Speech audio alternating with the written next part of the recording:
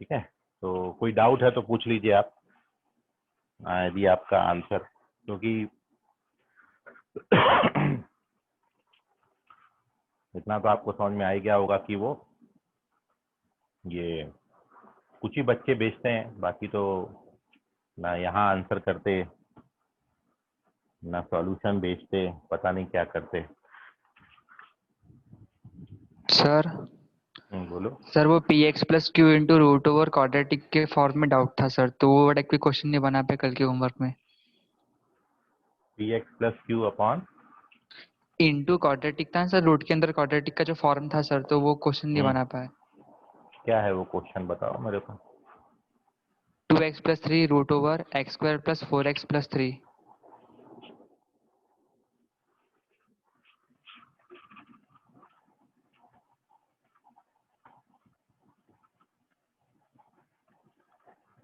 नहीं सर, ये वाला नहीं, x minus 5 root over x square plus x. X minus x minus 5 root over x square plus x. इसके जो पहले बोला था वो बन गया। सर वो इसके बाद क्या है सर, ये नहीं बना था सर। अच्छा,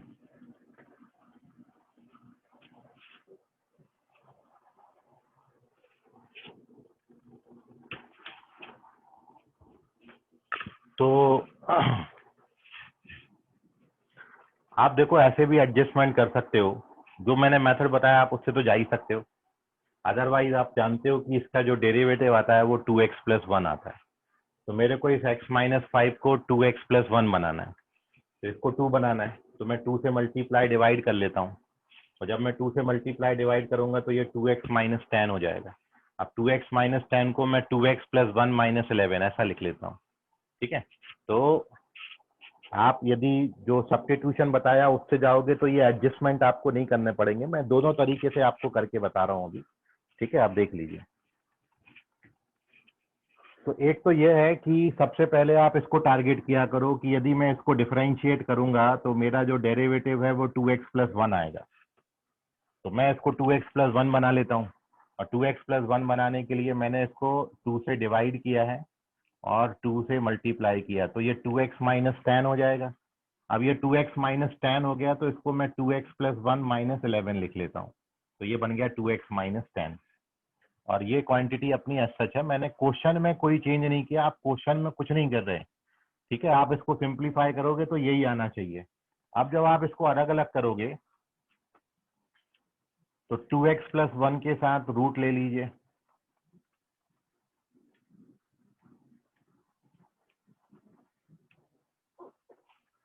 और माइनस 11 के साथ रूट ले लीजिए।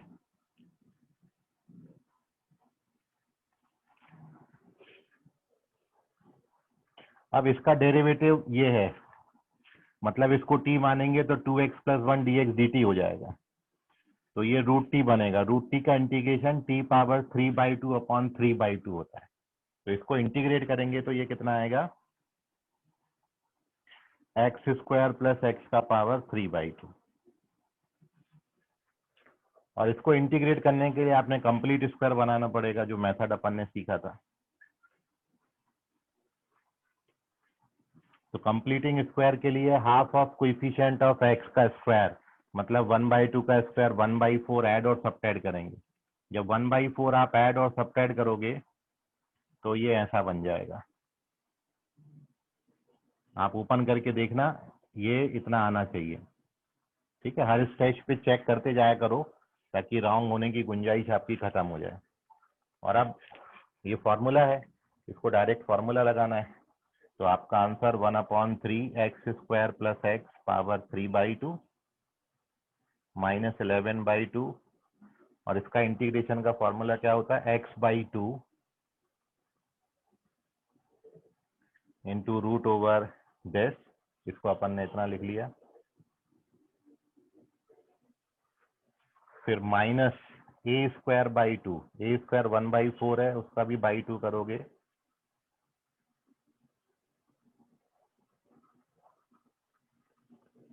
लॉग, नीचे लिख लेता हूँ, तो -1/8 log x plus root over ये मतलब ये आंसर बनेगा, प्लस सी एक कांस्टेंट है। This is the answer of this question. देख लीजिए, कोई डाउट है तो पूछ लीजिए। नो सर, कोई डाउट नहीं है। हम्म। अच्छा, जो दूसरा तरीका आपको कल बताया, जो अप्रोच है अपनी, वो यदि आप ये एडजस्टमेंट नहीं कर पाते, ठीक है, हर क्वेश्चन में कर पाओ ऐसा जरूरी नहीं है, लेकिन यदि आपको करने का ये समझ में ही नहीं आ रहा कि आप अप्रोच कैसे करें, तो फिर आप वो मेथड का वर्किंग रूल जो है वो याद रखो कि जो लीनियर टर्म होती है x-5, उसको अपन ने क्या लिखा था, a into differentiation of this quadratic और प्लस b। अब मैं यहाँ से a और b का वैल्यू निकालूंगा। ये सेकंड मेथड है।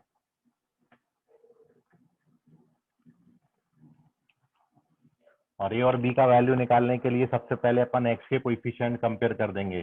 तो यहाँ x का कोएफिशिएंट 2a है और यहाँ पर 1 है, तो a का वैल्यू 1/2 आता है। उसके बाद कांस्टेंट टर्म कंपेयर कर दो, तो यहाँ पे कांस्टेंट टर्म -5 है और यहाँ पे constant term a plus b आएगी।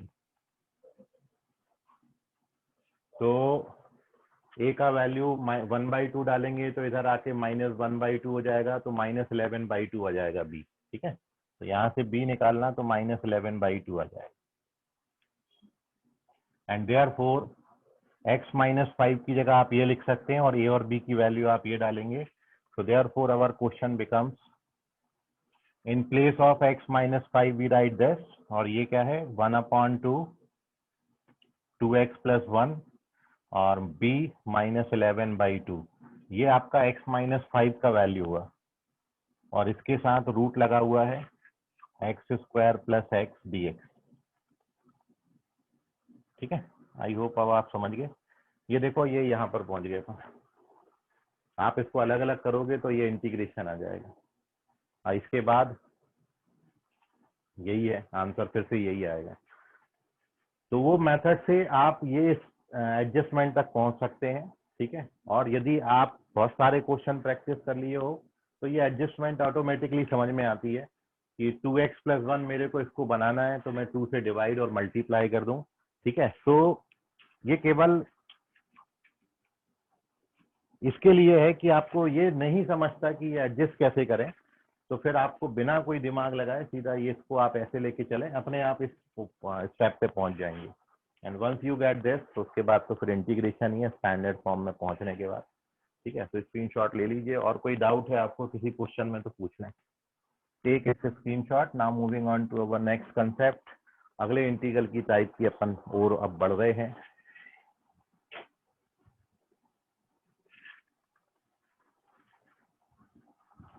तो नेक्स्ट है इंडेफिनाइट इंटीग्रेशन में।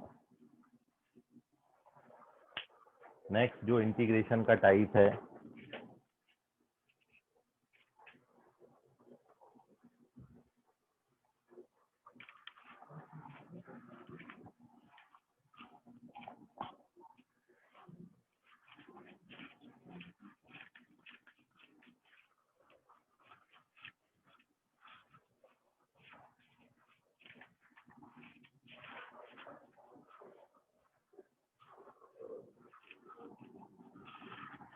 it is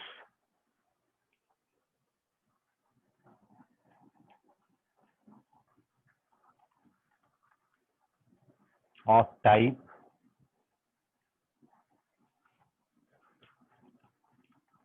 dx upon a plus b sin square x। a और b कोई भी दो रियल नंबर है, या फिर ये dx upon a plus b cos square x,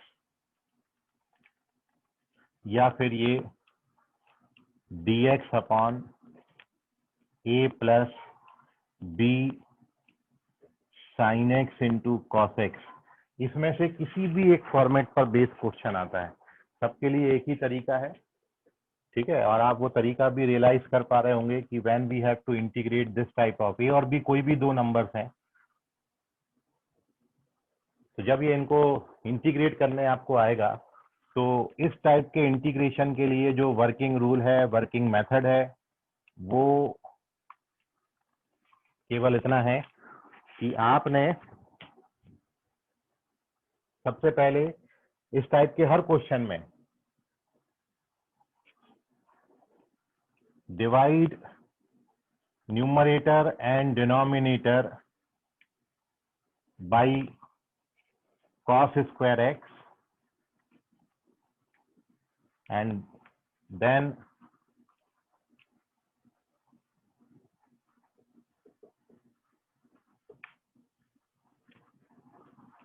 tan x बराबर t। बस खत्म हो गया। ये इसकी मेथड है। तो आपको पैटर्न याद रखना है और उसका वर्किंग रूल याद रखना है कि जब भी इस तरीके का क्वेश्चन आएगा तो आप cos स्क्वायर से डिवाइड कर दो, और जैसे ही आप cos स्क्वायर से डिवाइड करोगे तो ये sec और tan में कन्वर्ट हो जाएगा, और जब sec और tan में कन्वर्ट हो जाएगा तो tan x को आपने t मान लेना है और अपन इंटीग्रेट कर ले जाएंगे क्वेश्चन को। जैसे for example, if we have to evaluate the value of integration dx upon 3 + 4 sin square x, मान लो ये मैंने ले लिया, तो सबसे पहला स्टेप है cos स्क्वायर से आप डिवाइड कर दीजिए। तो जब आप इसको cos स्क्वायर से डिवाइड करोगे तो ऊपर भी cos स्क्वायर से, नीचे भी cos स्क्वायर से डिवाइड करेंगे, तो जब न्यूमरेटर को cos स्क्वायर से डिवाइड करोगे तो ये sec स्क्वायर बन के आ गया। इधर cos स्क्वायर से डिवाइड करेंगे तो ये 3 sec स्क्वायर x हो जाएगा, और इधर cos स्क्वायर से डिवाइड करेंगे तो ये 4 tan स्क्वायर x हो जाएगा। अब मेरे को sec स्क्वायर x को dx के साथ ही रखना, क्योंकि जब मैं tan x को t मानूंगा तो ये पूरा आपका dt बन जाएगा, और अब पूरी जगह पर, बाकी सब जगहों पर tan बनाना है हमने। तो ये sec स्क्वायर को 1 + tan स्क्वायर लिख देंगे, और 1 + tan स्क्वायर को 3 से मल्टीप्लाई करेंगे तो 3 + 3 tan स्क्वायर आएगा। तो डिनोमिनेटर में बन जाएगा 3 + 7 tan square x dx। And now, अब जो आपको बोला था कि cos स्क्वायर से डिवाइड करने के बाद tan x को t मानना है, तो now here we substitute tan x = t, और जैसे ही आप सब्स्टिट्यूट करते हो तो sec स्क्वायर x dx क्या हो जाएगा, dt, क्योंकि इसका derivative sec square x dx dt बना देगा। And therefore integration is 3 + 7t square. इसको तो आप इंटीग्रेट कर सकते हैं, 7 कॉमन ले लीजिए तो बाहर 1/7 आ जाएगा, dt upon t square plus 3/7 बनेगा, और 3/7 को √3/7 का स्क्वायर लिख सकते हैं।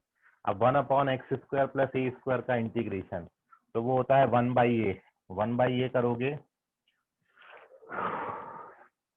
तो √21 बनेगा, और tan इनवर्स x/a मतलब tan इनवर्स t/√3/7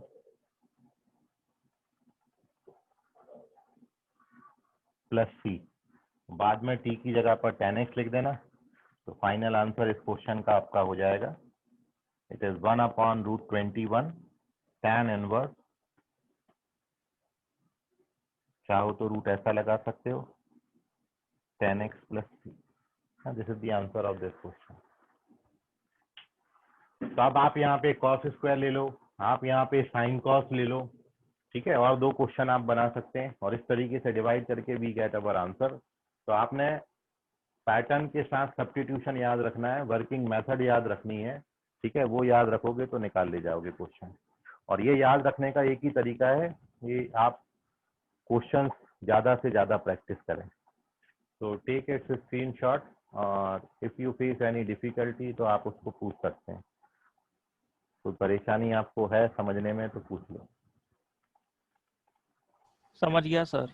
एक मैं क्वेश्चन आपको दे रहा हूँ, अब वो क्वेश्चन का आप आंसर करें, ठीक है। इसका तो नेक्स्ट पेज आपका, इसी पैटर्न पर बेस्ड एक क्वेश्चन आप मेरे को आंसर कर दीजिए, फिर अपन आगे चलते हैं।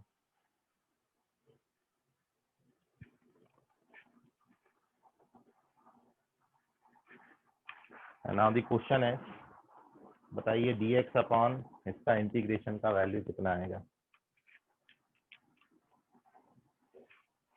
ए square sine square X plus B square cos square x.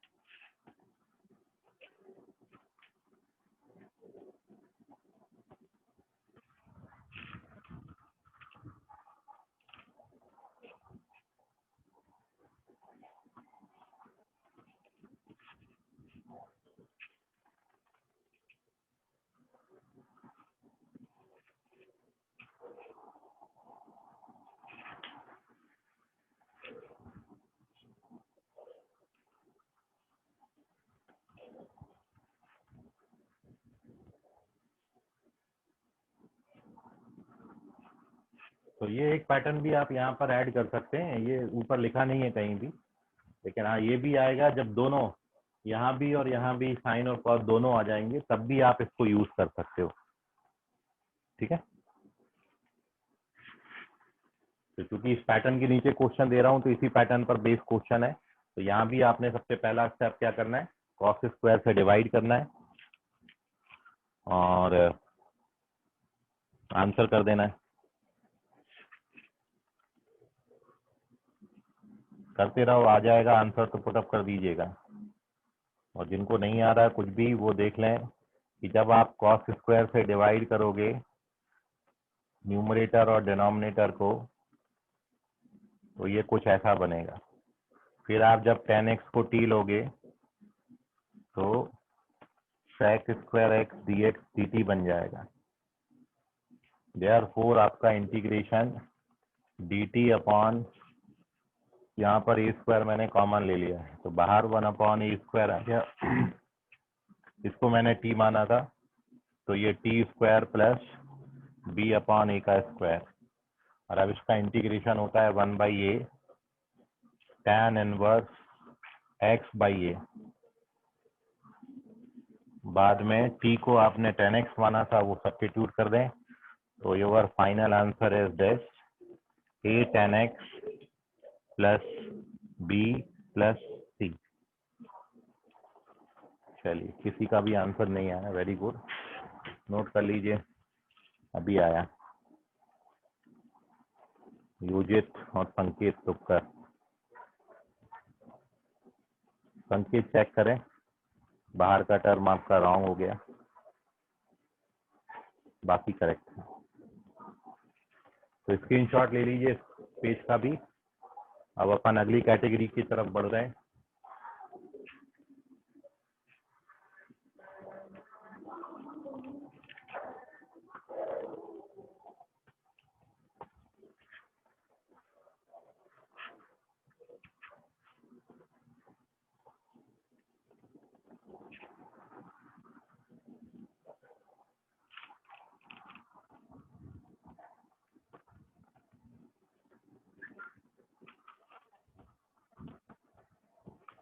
देखिए नेक्स्ट कैटेगरी,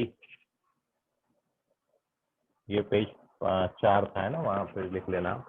तो अगला कैटेगरी है, यदि अब आपको a plus b sine x दें, a plus b cos x दें, या फिर a plus b sine x plus c cos x दें, इसमें से कोई भी पैटर्न आता है। स्क्वायर हटा दिया, अब आपको केवल इस तरीके के फंक्शन को इंटीग्रेट करना है, a plus b sine x, a plus b cos x, या a plus b sine x plus c cos x. ठीक है, तो ये भी आप समझते हैं कि जब भी स्क्वायर आएगा तो पक्की बात है कॉस स्क्वायर से डिवाइड करना है आपने, लेकिन जब स्क्वायर नहीं आएगा तो फिर वर्किंग रूल क्या बोलता है इस टाइप के क्वेश्चंस में को करने के लिए।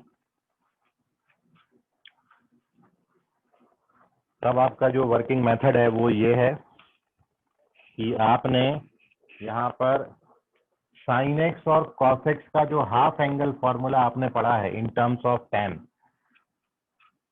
We use this sine x is equal to क्या होता है formula 2 tan x by 2 upon 1 plus tan square x by 2, ये साइन का हाफ एंगल फॉर्मूला, और कॉस का half angle formula 1 minus tan square x by 2 upon 1 plus tan square x by 2, ये use कर लेना है। और उसके बाद सबसे पहले साइन और कॉस यदि दोनों दिए हैं तो दोनों यूज करें, केवल साइन दिया है तो ये यूज करें, केवल कॉस दिया है तो ये यूज करें, and then tan x by 2 को t सपोज करेंगे। और उसके बाद इतने सब्स्टिट्यूशन से ये क्वेश्चन फॉर्म में पहुंच जाता है। ठीक है, ये सब्स्टिट्यूट कर दोगे तो ये स्टैंडर्ड फॉर्म में आ जाएगा, जो अपन ने फॉर्मूले पढ़ के अभी तक आए हैं उसमें ये कन्वर्ट हो जाता है। जैसे इसको एक एग्जांपल के थ्रू मैं आपको डिस्कस कर देता हूं कि if you have to find the value of integration dx upon 1 plus sine x plus cos x. ठीक है, सबसे लास्ट केस मैंने ले लिया, ए की जगह 1, बी की जगह 1 और सी की जगह भी 1 ले लिया। तो जब आप इसको सॉल्व करने जाएंगे तो आप यहाँ पर साइन और कॉस के ये फॉर्मूले डाल दो, तो ये अपॉन का 1 प्लस tan स्क्वायर और अपॉन का 1 प्लस tan स्क्वायर दोनों जगह बनेगा, वो ऊपर आ जाता है। तो जब आप ये फॉर्मूले डालेंगे दोनों में तो ये आपको फॉर्मूला डालने के बाद क्वेश्चन कुछ ऐसा नजर आने लगेगा।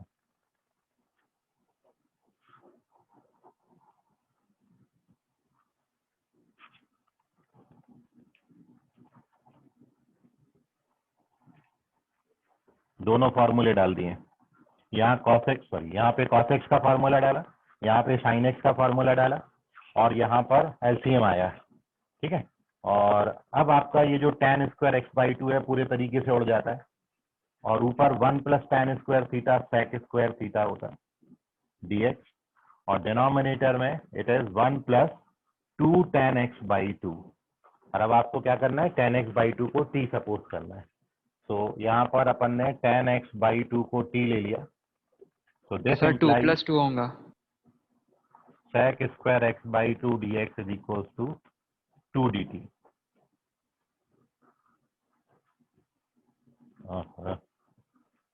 Is equal to 2 dt, 1 plus 1 2, हाँ ठीक है। तो tan x बाई 2 को t ले लेते हैं, तो we get this sec square x by 2 dx is 2 dt, and therefore वो वाला जो 2 डिनोमिनेटर में आपको दिख रहा है कॉमन पटक दिया बाहर, और न्यूमरेटर में sec square x by 2 dx की जगह पर 2 dt लिख दिया,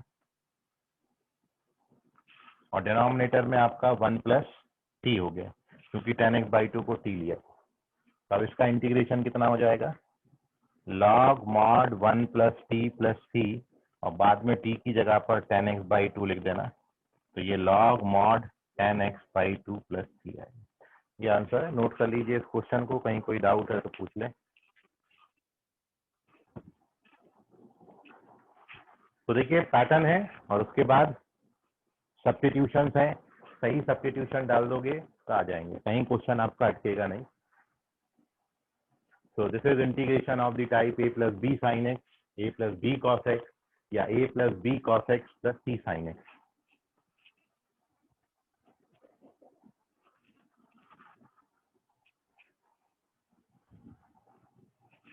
चलिए moving on to the next category. अब देखिए इसी में मैं आपके साथ एक और बड़ा इंपॉर्टेंट पार्ट डिस्कस कर दे रहा हूँ। सिक्स्थ, आपको ऐसे भी क्वेश्चन आ जाते हैं। अब मान लो आपको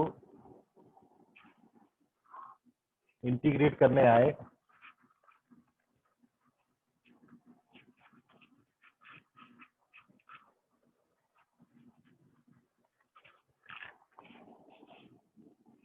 integrals of the type a sine x plus b cos x upon c sine x plus d cos x d x. ऊपर भी साइन कॉस, नीचे भी साइन कॉस, कलर कैटेगरी। तो फिर आपने इस टाइप के क्वेश्चन में जो वर्किंग रूल अपनाना है, जो वर्किंग मेथड है यहाँ पर, वो वर्किंग मेथड ये होता है कि आप न्यूमरेटर को a into differentiation of denominator plus b into denominator ये लिखेंगे। ये इसके लिए वर्किंग मेथड है। तो होता एक्चुअली क्या है कि जब आप ऐसा लिखने के बाद a और b का वैल्यू निकाल लोगे और मान लो a और b का वैल्यू 1 2 आ गया, तो ये बनेगा डिनोमिनेटर का डिफरेंशिएशन अपॉन डिनोमिनेटर, मतलब F dash x upon F x, तो लॉग एफ एक्स और प्लस ये 2 times of denominator upon denominator, तो डिनोमिनेटर पूरा ही कट जाता है, केवल 2 बचेगा, 2 का इंटीग्रेशन 2x प्लस सी, मतलब इसमें 2 टर्म आएंगी, एक x आएगा और एक लॉग के टर्म्स में इसका आंसर आएगा। तो ये है इसका मेन, जब भी न्यूमरेटर डिनोमिनेटर दोनों में साइन कॉस आएंगे तो ये सब्स्टिट्यूशन आपने फॉलो करना है। एक क्वेश्चन अपन इस पे देख लेते हैं।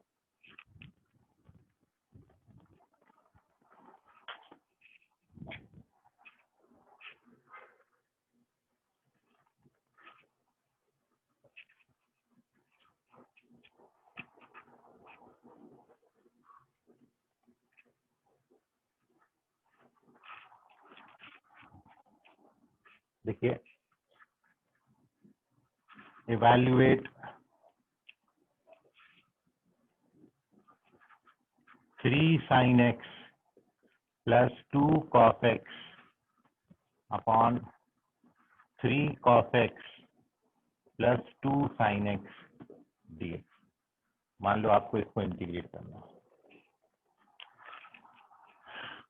सो टू इंटीग्रेट दिस, जो आपने अभी सीखा वो अपन लगा देते हैं सॉल्यूशन में। न्यूमरेटर मतलब 3 sin x, साइन को मैं s लिख रहा हूँ, 2 cos x बराबर क्या लिखा सब्स्टिट्यूशन, a इंटू डिनोमिनेटर का डिफरेंशिएशन, तो ये कितना आएगा -3 साइन प्लस 2 कॉस और प्लस b इंटू डिनोमिनेटर। अब आपको a और b को निकालना है तो इजीली निकाल सकते हैं। बोथ साइड पहले साइन के कोएफिशिएंट कंपेयर कर दो। कंपेयरिंग कोएफिशिएंट ऑफ साइन, तो लेफ्ट हैंड साइड में 3 है और राइट हैंड साइड में कितना है, साइन का कोएफिशिएंट -3 है और यहाँ पे कितना है प्लस का 2b और ये बराबर कितना है 3। और जब आप कॉस के कोएफिशिएंट कंपेयर करेंगे तो यहाँ पे 2 है, यहाँ पे कॉस का कोएफिशिएंट 2a आएगा और यहाँ पे कॉस का कोएफिशिएंट 3b आएगा। अब ये दो इक्वेशन बन गए a और b में, इनको सॉल्व करके आप a और b का वैल्यू निकाल सकते हैं। तो इसको मैं 3 से इसको 2 से मल्टीप्लाई करके ऐड कर देता हूँ, सॉरी इसको 2 से इसको 3 से मल्टीप्लाई करके ऐड कर देता हूँ, तो ये सीधे ही उड़ जाएगा। ठीक है, तो ये 4 और 9 13b आएगा और ये 6 और 6 12 आएगा। तो यहाँ से b का वैल्यू 12/13 आता है, b इज 12/13 और b का वैल्यू 12/13 यहाँ पे कहीं भी डाल दो, तो देयरफॉर 2a बराबर, सेकंड इक्वेशन से लिख रहा हूँ, 2 माइनस 3b मतलब 36/13, so it is 26 minus 10/13, so a is -5/13। Cut तो नहीं रखना, a का वैल्यू -5/13। तो अपना a और b दोनों आ गया, b का वैल्यू 12/13 आता है और a का वैल्यू -5/13 आता है। Once we get a and b both, तो ये a का और b का वैल्यू यहाँ डाल दो। मतलब अब अपना ये क्वेश्चन क्या हो गया, इसकी जगह पर मैं ये लिख सकता हूँ और a कितना है -5/13,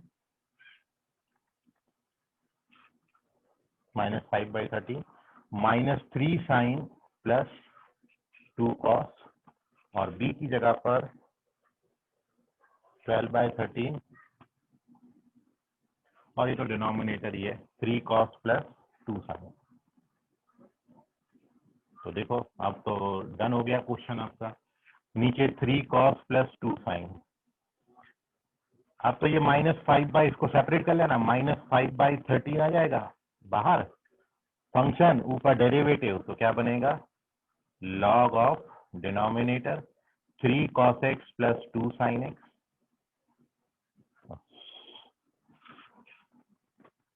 और प्लस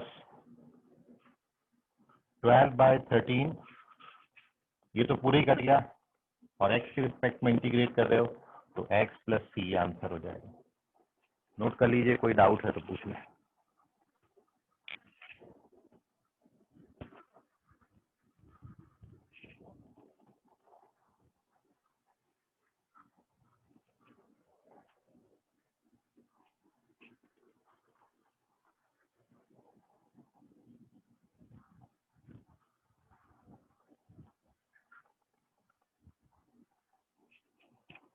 टेक दी स्क्रीनशॉट।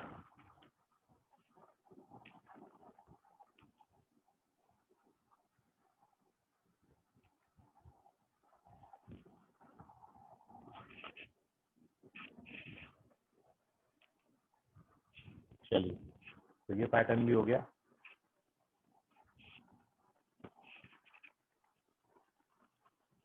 और अभी आपने जितने भी पैटर्न सीखे उन पर कुछ और क्वेश्चन अपन देख लेते हैं। तब तक आपके मन में यदि कोई दुविधा, सवाल, क्वेश्चन है तो आप उसको पूछ लीजिए।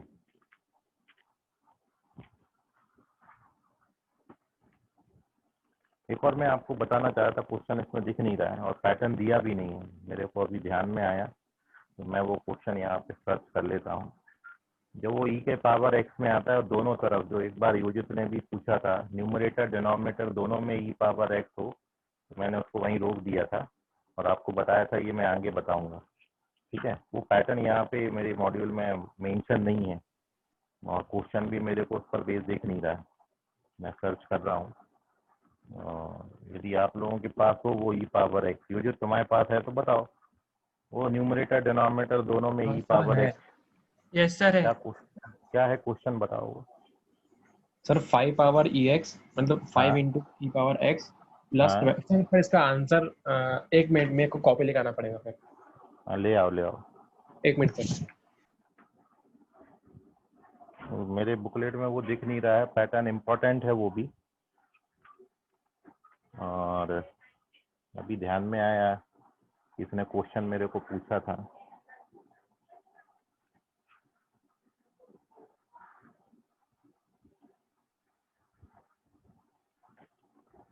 वो भी अपन देख लेते हैं।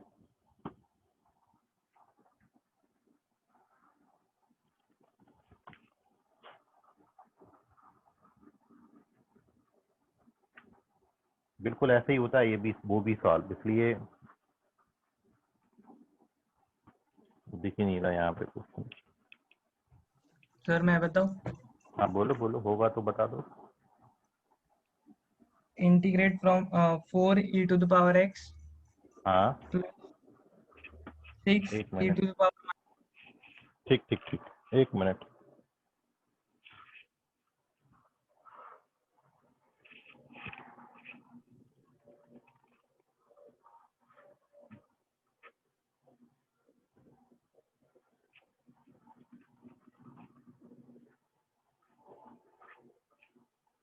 हाँ बोलो, 4e power x plus 6 e to the power minus x hmm upon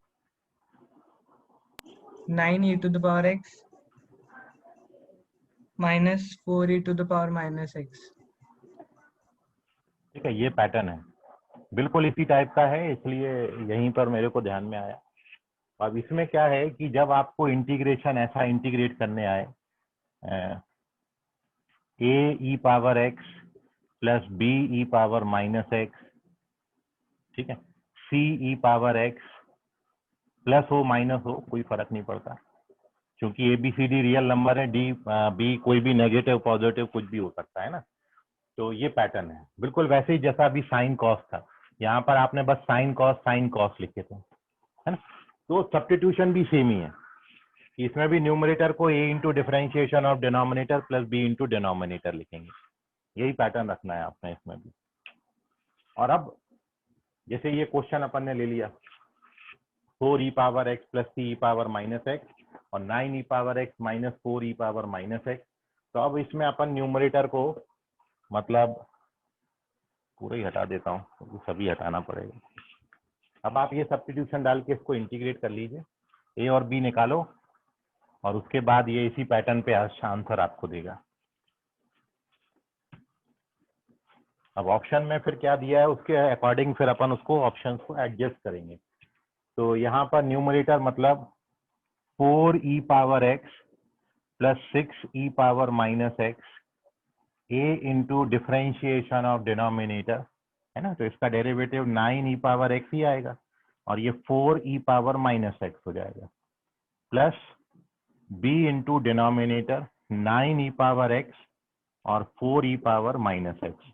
ना वही कंपैरिजन करोगे, e पावर x का कंपेयर कर लो बोथ साइड, तो e पावर x से यहाँ पर 9a बनेगा, e पावर x से यहाँ 9b बनेगा और यहाँ पर 4 बनेगा।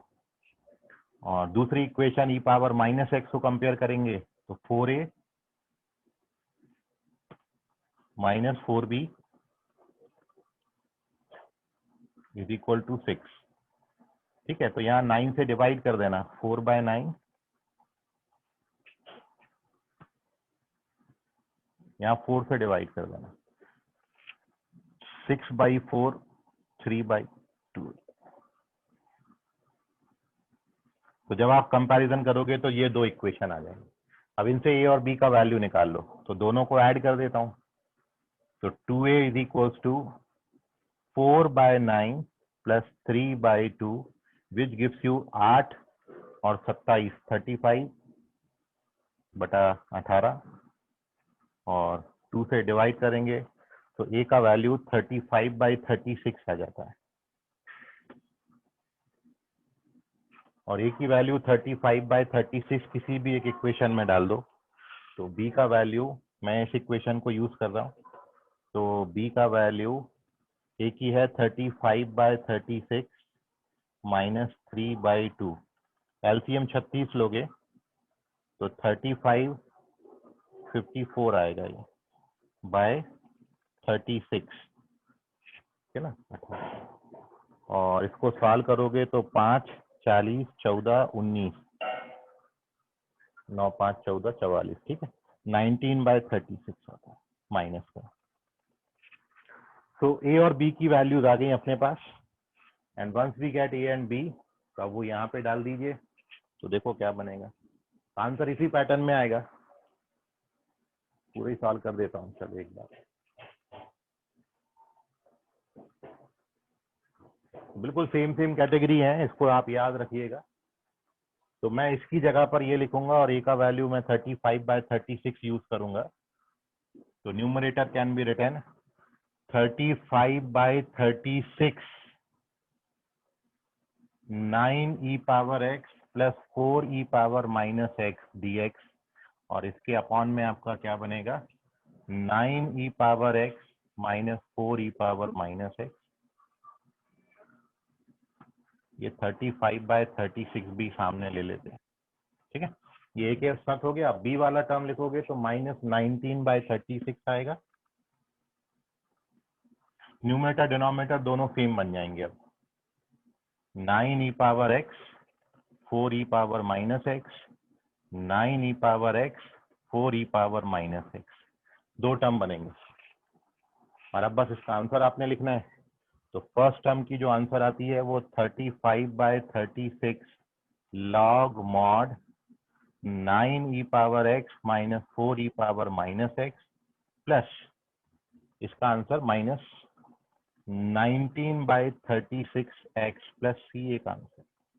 This is the answer of this question. तो ये वो पैटर्न है जब न्यूमरेटर डिनोमिनेटर में दोनों इस पैटर्न के क्वेश्चन आएंगे।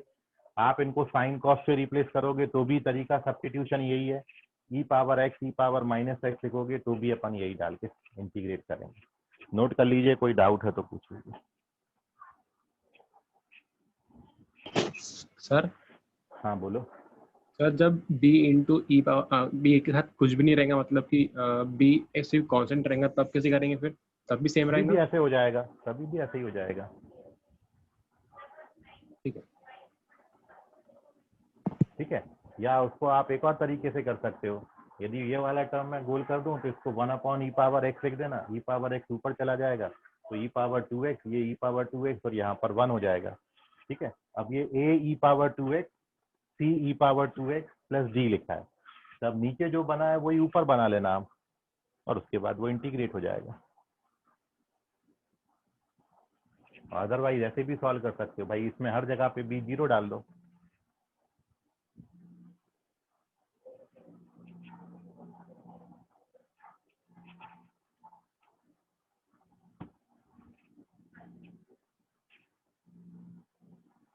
तो नोट कर लीजिए ये पर्टिकुलर पैटर्न।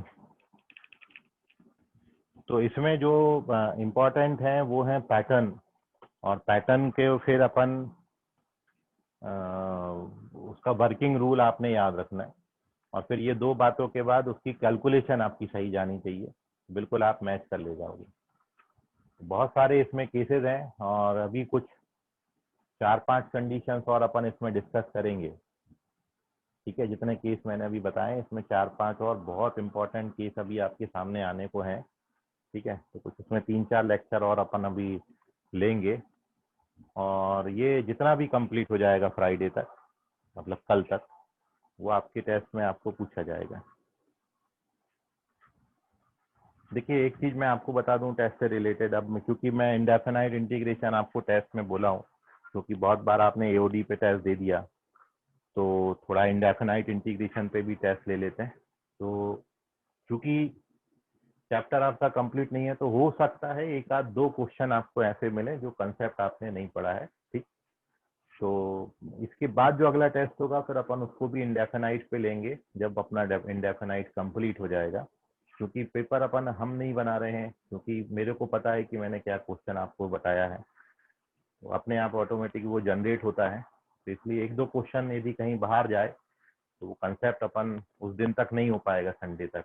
ठीक है, ये आपको मैं पहले बता दे रहा हूँ, कितना ही अपन जोर लगा लें, और ज़्यादा जोर लगाएंगे तो ऊपर से ही निकल जाएगा सब कुछ। तो इसलिए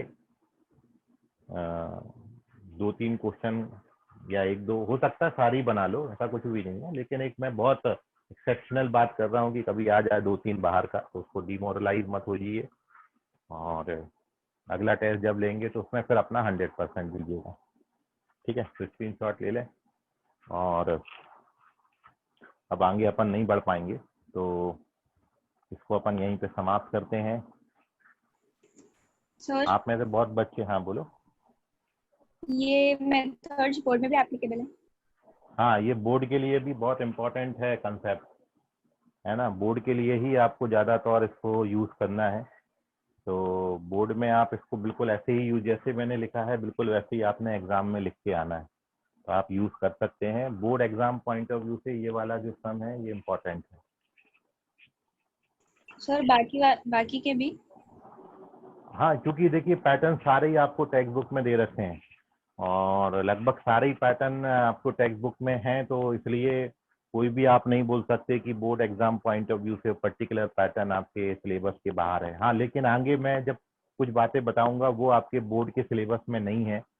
ठीक है, लेकिन अभी तक जितना भी आपने पढ़ा है वो सब आपको बोर्ड के सिलेबस को मैच करता है, लेकिन आगे जो मैं आपको कुछ बताने जा रहा हूँ, ठीक है, आगे की क्लासेस में जो अब आपके सामने आएगा वो आपके टेक्स्ट बुक में नहीं है कंसेप्ट, इसलिए अभी तक का आप सिलेबस पूरा टेक्स्ट बुक के में मैच करेगा आपको, लेकिन आगे थोड़ी जो 2-3 कंसेप्ट हमने पढ़ना है वो नहीं है। ठीक है, तो इसलिए सारे ही आपने बोर्ड के लिए इम्पोर्टेंट है, और टेक्स्ट बुक आप जरूर देखिए, एक क्वेश्चन टेक्स्ट बुक का जरूर लगाइए। जिनका स्टेट बोर्ड है वो एनसीईआरटी के भी क्वेश्चंस लगा लें, जिनके एनसीईआरटी है वो स्टेट बोर्ड के क्वेश्चंस लगा लें, ताकि नंबर ऑफ क्वेश्चंस आपके ज़्यादा से ज़्यादा प्रैक्टिस हो जाए। स्टेट बोर्ड की जो टेक्स्ट बुक है उसमें आपको नंबर ऑफ क्वेश्चंस प्रैक्टिस के लिए ज़्यादा दिए हैं, ठीक है, बल्क में दिए हैं, काफ़ी अच्छी प्रैक्टिस होती है स्टेट बोर्ड की टेक्स्ट बुक से। तो जिन बच्चों का सीबीएसई है वो स्टेट बोर्ड की बुक से भी अपने क्वेश्चंस को बना लीजिए, उसमें बहुत अच्छा प्रैक्टिस कराया गया है। और यदि आप स्टेट बोर्ड का हर क्वेश्चन लगा लेते हो तो आप एनसीईआरटी के सारे क्वेश्चन लगा लोगे, ठीक है, ऐसा भी है क्योंकि ऑलमोस्ट स्टेट बोर्ड जो है वो एनसीईआरटी को फॉलो करते हुए बनाया गया है और बहुत सारे क्वेश्चन आपको मैच करेंगे एनसीईआरटी में और स्टेट बोर्ड में। बस जो टेक्स्ट बुक है केवल फर्क इतना है कि एनसीईआरटी में थोड़ा सा शॉर्ट में दिया है, नंबर ऑफ क्वेश्चन प्रैक्टिस के लिए कम दिए हैं, ठीक है, 2 4 5 कंसेप्ट उन्होंने समझाए हैं और फिर 2 4 5 कंसेप्ट फिर एक साथ एक एक्सरसाइज बना दी है। बट स्टेट बोर्ड में हर कंसेप्ट पे काफी नंबर ऑफ क्वेश्चन प्रैक्टिस के लिए अच्छे दिए हैं, इसलिए क्वेश्चन टेक्स्ट बुक से जरूर बनाइए जिनको इंटीग्रेशन करना है, अच्छे से सीखना है और करना ही है आपको। मैं आपको बता दूं कि एनडीए का जो आप में से बहुत सारे बच्चे मैं देखता हूं कि एनडीए की तैयारी कर रहे हैं, ठीक है, हाइट वाइट उनकी अच्छी है, तो मैथ्स बहुत वेटेज रखता है, ठीक है, 300 मार्क्स का पेपर है मैथ्स का, 120 क्वेश्चन आते हैं, 2.5 घंटे में सॉल्व आपने करना है और वो 120 क्वेश्चन ज्यादातर देखिए जो है main chapters, integral calculus, trigonometry, algebra जिसमें quadratic equation, progression, binomial theorem और matrices determinant, probability, 3D vector, इतना जो सिलेबस है, मतलब कोऑर्डिनेट ज्योमेट्री ऑलमोस्ट सारा ही आता है जो आपने जेई में पढ़ा है। लेकिन क्वेश्चन का लेवल आप देखोगे तो मैं आपको बताऊं कि क्वेश्चन कुछ इस तरीके से आते हैं कि tan x बराबर 1 और sin x बराबर -1/√2, या मैं ऐसा बोलूं कि tan थीटा बराबर 1 और sin थीटा बराबर -1/√2, तो थीटा किस क्वाड्रेंट में बिलोंग करेगा। तो आपको ये बताना था कि साइन किस में नेगेटिव और tan किस क्वाड्रेंट में पॉजिटिव होता है, तो इट इज थर्ड क्वाड्रेंट, उस पर टिक कर दीजिए। तो कुछ ऐसा है, तो एनडीए के पेपर से आप बहुत ज्यादा दूर नहीं हो। कुल मिला के जो 2019 का जो कट ऑफ आप देखेंगे 379 या 370 के आसपास है, ठीक है, और आउट ऑफ 900 में 370-80 मार्क्स आपको लाने हैं और टोटल जो 1800 का आप देखोगे ओवरऑल कट ऑफ जो जाता है 1800 मार्क्स के पीछे, वो कुछ 750 या 709 इस बार का है, 2019 का है, 704 एक्सपेक्टेड है 2020 में, और मतलब 750 के आसपास आप मान लो, 1800 में 750 आपने करने हैं। और ये इसमें याद रखें क्राइटेरिया ये है 25% आपका जो है इंडिविजुअल सब्जेक्ट में मिनिमम मार्क्स रिक्वायर्ड हैं। तो जो आपका 900 मार्क्स का पहला पेपर आपका होता है, 300 और 600 के 2 पेपर होते हैं, फर्स्ट पेपर 600 मार्क्स का होता है, सेकंड पेपर मैथ्स का होता है 2.5 घंटे का, 300 मार्क्स का पेपर है, हर क्वेश्चन के पीछे 2.5 मार्क्स हैं। और यदि नेगेटिव मार्किंग आप देखोगे तो जेई के पॉइंट ऑफ व्यू से ज्यादा एनडीए काटता है नेगेटिव मार्किंग। जेई में 25% नेगेटिव मार्किंग होती है, +4 -1, जबकि एनडीए में 1/3 नेगेटिव मार्किंग करता है, वो 1/3 मार्क्स काट देता है आपका, ठीक है, मतलब 100 में से 33% जो 33 है ना, 33% मार्क्स कट जाएंगे, जबकि जेई में 25% मार्क्स काटता है नेगेटिव मार्किंग। यदि मैं देखूं 120 क्वेश्चन आपने 150 मिनट में लगाने हैं, 120 क्वेश्चन मैथ्स के 150 मिनट में लगाने हैं। तो इसलिए थोड़ा सा आप यदि पेपर देखेंगे तो यूं ही आप लगा लेंगे बहुत सारे क्वेश्चन। बहुत सारे बच्चे अभी जो फाउंडेशन में आए हैं वो एनडीए की तैयारी कर रहे हैं और उनके साथ जब डिस्कशन होता है, आप में से भी मैंने देखा एनडीए में बहुत बच्चे जाना चाहते हैं, तो बिल्कुल तैयारी करें। 1800 मार्क्स का पेपर है भाई, जो क्वालिफाइंग कट ऑफ है वो 750 के आसपास है, 1800 में आराम से निकलता है आपका। और जो आप फिजिक्स केमिस्ट्री मैथ्स यहाँ पे पढ़ रहे हैं, मतलब जो पहला पेपर है आपका जिसको कट ऑफ आपको 350 मार्क्स क्लियर करने हैं 900 में, वो आप आराम से निकाल ले जाओगे, बहुत बड़ी बात नहीं है, ठीक है। 300 तो आप केवल मैथ्स में मार सकते हो, 300 में 300 पेपर ऐसा आता है। तो थोड़ा सा आप तैयारी अच्छे से करें, ठीक है, सीरियस होके कर लें चीजें, आप कहीं ना कहीं बहुत अच्छी जगह पहुंच जाएंगे। तो सर बोलो। सर वो क्वेश्चन में x के कोएफिशिएंट की वैल्यू -3/2 दी है आंसर में। x के कोएफिशिएंट की वैल्यू -3/2, हाँ और इसका कोएफिशिएंट कितना दिया? 35/36 करेक्ट है वो। और ये टर्म यही दे रखी है। हाँ तो कहीं क्वेश्चन एक बार चेक कर लो, पैटर्न तो वही सही है, और कहीं कैलकुलेशन रॉन्ग होगा। यहाँ पर आप देख लो, यहाँ पे रॉन्ग तो नहीं हुआ है, पूरा एक बार चेक कर लो, क्योंकि तरीका यही है, आता ऐसे ही है, होगा कहीं ना कहीं कैलकुलेशन मिस्टेक। ठीक है, तो कितना बोल रहे हो, कितना 19/36 की जगह -3/2। -3/2, -3/2 किस हिसाब से लिखा हुआ है?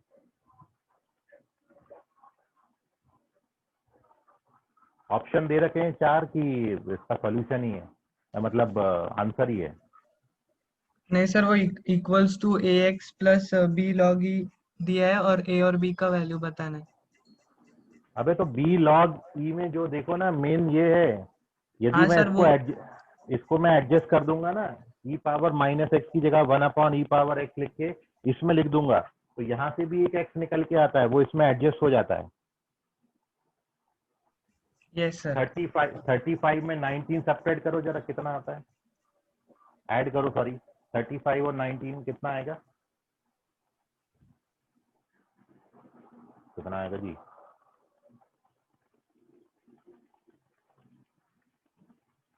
छः 16 आता है क्या? वो वहीं से कुछ एडजस्टमेंट है, एग्जैक्ट आप ये जो मेरे को बताओ ना, राइट हैंड साइड में क्या दिया है वो बताओ पूरा नहीं सर, एग्जैक्ट। करेक्ट है वो। 9 equals to e to the power 2x है और -4। 9 इंटू ई पावर एक्स। 2x। अच्छा हाँ, वही मैं बोला, इसको एडजस्ट करोगे तो वो दे देगा आपको एक्स का कोएफिशिएंट। ठीक है, यस सर। हेलो, अरे कर लोगे कि मैं करूँ उसको? Yes sir. हाँ ठीक है, क्योंकि वही मैं बोल रहा हूँ कि ये यदि एडजस्ट करोगे तो फिर वो एक्स का कोएफिशिएंट चेंज होगा, वहाँ पर वो आ जाता है, फिर आप कर लेना, क्योंकि वो नीचे बनेगा ना ई पावर एक्स, और लॉग ई पावर एक्स क्या होता है, एक्स, तो वो एक्स को जब आप इसके साथ एडजस्ट करोगे तो दे देगा जितना तुमको रिक्वायर्ड है।